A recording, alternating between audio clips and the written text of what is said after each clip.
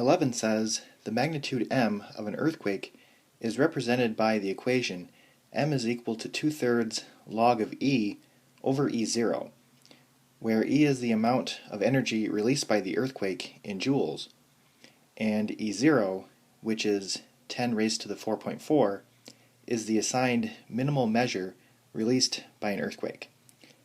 To the nearest tenth, what would be the magnitude of an earthquake releasing 2.7 times 10 to the 14 joules of energy? So this earthquake question is a little bit different from the previous ones. Essentially, we just need to use this formula. So m is equal to 2/3 times log of E, and we know that E is 2.7 times 10 to the 14.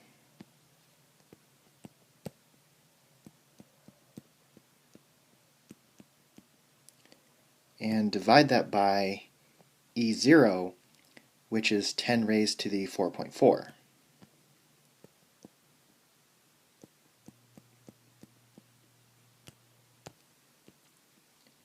And if we type this into our calculator, we should get 6.7.